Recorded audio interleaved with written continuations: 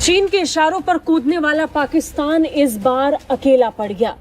Indians जो हैं वो इस चीज में समझते हैं कि जी ठीक है, हमारे तो पहले चाइना के साथ अच्छे ताल्लुकात हैं, हमने तो चीजें नॉर्मलाइज कर ली। भाई ठीक हो गया। जीजू नहीं, it's a package. Package. Atom bomb है, बस एटमी ताकत बम बंद कर दो। कि चीन भारत से दोस्ती के लिए बिछा जा रहा है। पाकिस्तान में लोग ये सोच सोच के परेशान हैं कि मोदी का कौन सा मैजिक चल गया। और देख लीजिए शी जिनपिंग, जी हाँ मेरे फेवरेट शी जिनपिंग।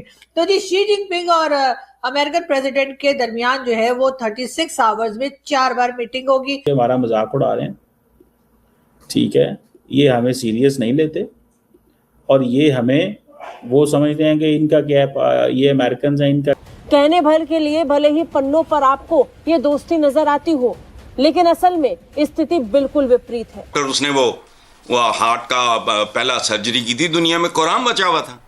सही हो गया। हम कर देंगे और उसके बाद होगा यही कि वो उसके बाद ट्रम्प ने तो निकल जाना है और यहाँ पे टाटा बाय बाय करके और यहाँ पर हमारी बैंड बजनी शुरू हो जानी है। जिस चीजों को देख रहे हैं, इंडिया अपने नेशनल इंटरेस्ट के ऊपर कॉम्प्रोमाइज नहीं करेगा। भारत के साथ तनाव की स्थिति में पाकिस्तान को सबसे बड़ी भूल थी कि जब वो जंग में जाएगा तो उसके लिए चीन हथियार उठाएगा। मुनीर को समझ नहीं आ रहा कि मोदी ने ऐसा कौन सा जादू कर दिया भाई चीन पे। उन जख्मों को भरने में पाकिस्तान अलग से अकेला व्यस्त है।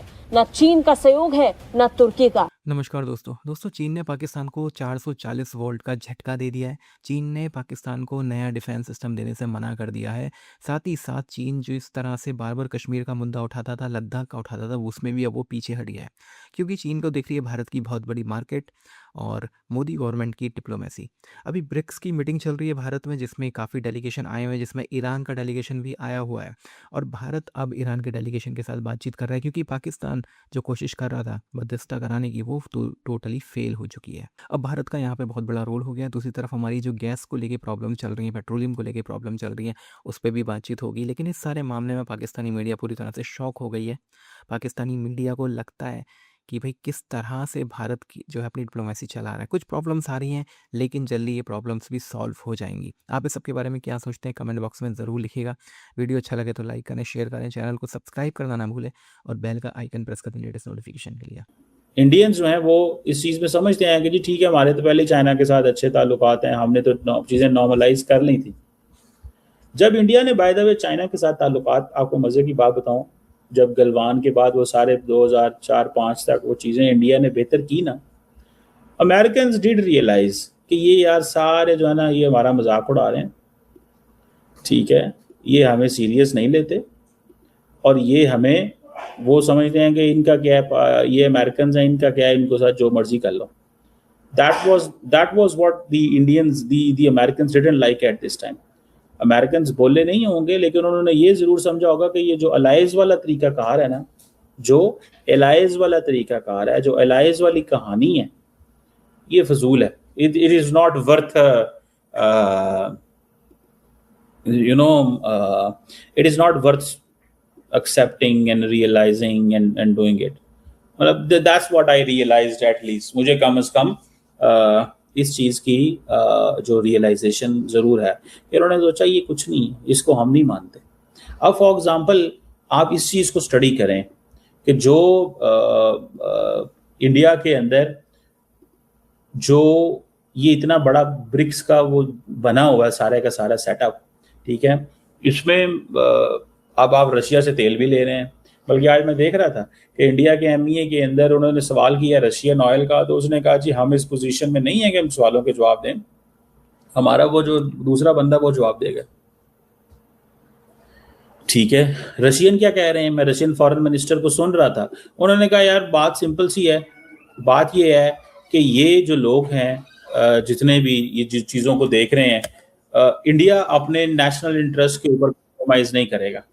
India will not compromise on its national interest.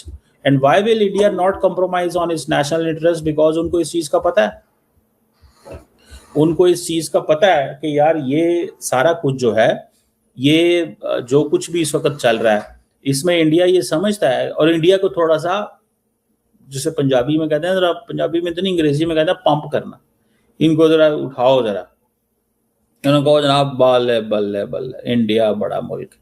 India देखें, इंडिया तो परवाह नहीं ना करता फिर किसी की भी। अच्छा, इंडियंस को इस चीज का पता है। देखिए, इंडियंस हैं बिजनेसमैन, उनकी फर्स्ट लास्ट सेंट्रल जो गोल है वो एक, और वो जो उनका फर्स्ट सेकंड लास्ट गोल जो है ना, और देख लीजिए शी जिनपिंग, जी हाँ मेरे फेवरेट शी जिनपिंग।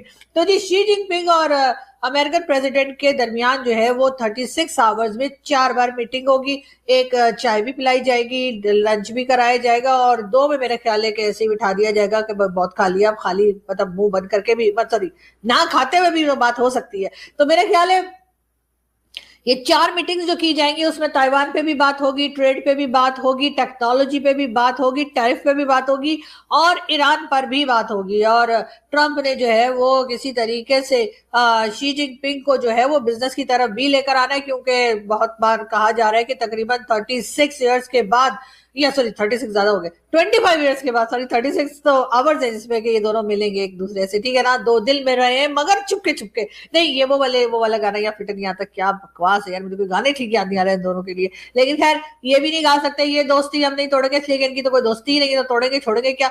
लेकिन बात सारी ये है कि अभी इस वक्त जो है जी कहा ये जा रहा है कि दोनों जो है वो 36 आवर्स में 4 मीटिंग्स होंगी, और उन 4 मीटिंग्स में दोनों जो मैंने आपको बताया कि सारे पॉइंट्स जो है उसके ऊपर बात होगी। लेकिन उसी के साथ साथ तकरीबन 25 साल के बाद जो है ये इस किस्म की एक मीटिंग होने जा रही है, जिसमें कि अमेरिकन और चाइनीज प्रेसिडेंट जो है वो मिलेंगे। उसकी एक रीजन ये भी बताई जा रही है कि ट्रंप पहले प्रेसिडेंट ऐसे हैं जो कि जाकर और चाइना के साथ लड़ाई भड़ाई के बजाय बिजनेस की बात करेंगे, कुछ थोड़ा कमा लो तुम, थोड़ा थोड़ा कमा लें हम, और इस किस्म की बातें होंगी।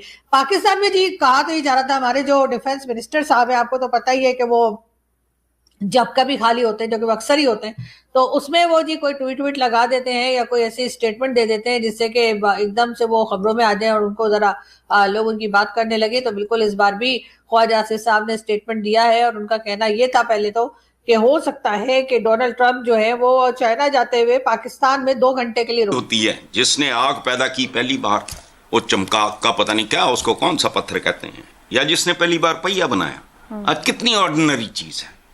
अच्छा, जिसने पहली बार घोड़े को सवारी और फिर जंगी मशीन के तौर पे दरियाफ्त किया, फिर उसे काठी लगाम रकाब अंदाजा लगाओ से मुरस्सा और मजीद मुअस्सर बनाया, ये सब अपने अपने अहद के जनजी हैं। ABC ना हो तो जी क्या है। ठीक, इसलिए बात सुने, अभी कल तक हमारी जिंदगी क्या थी। यू आर द यंगेस्ट, हम तो सारे बुढ़े लोग हैं, पता नहीं है 100 साल पहले क्या था। 1947 जब 14 अगस्त वगैरह ये मनाते हैं, वो कभी टीवी देखा है? लठीत होते थे, आपको मतलब ही नहीं पता होना, बरछीत होते थे, ये पेशे थे बहुत अहम। डोलियां होती थी, कहार होते थे, अच्छा अस्प खाने और फील होते थे, फील खाने सही। किधर गए सारे? और ये मैं को 1000 साल पहले की बात कर रहा हूं, नहीं 70 साल। सिर्फ 100 साल पहले बरसगीर में गाड़ियां कितनी थी? थी नहीं थी। पाकिस्तान बना है तो जो आए ना वहां से उठ के चलते पंखे डांगे दे के रोक रहे थे। ये तारीख की किताबों में है भाई। ठीक हो गया। जीजू नहीं, it's a package. Pack. Atom bomb है, बस एटमी ताकत बम बंद कर दो। मेरे नजदीक ये फजूल बातें सारी, चाहे वो कर रहे हो, चले वो हल निकाल लेंगे। जिन्होंने जेन जी पैदा की वो तो वो हल मैंने की आप तरफ ही जाना की। शुरू हो गए, हम तो अभी असरात ले रहे हैं। ओ भाई छोड़ो, वो फाइनली उसका हल निकालेंगे।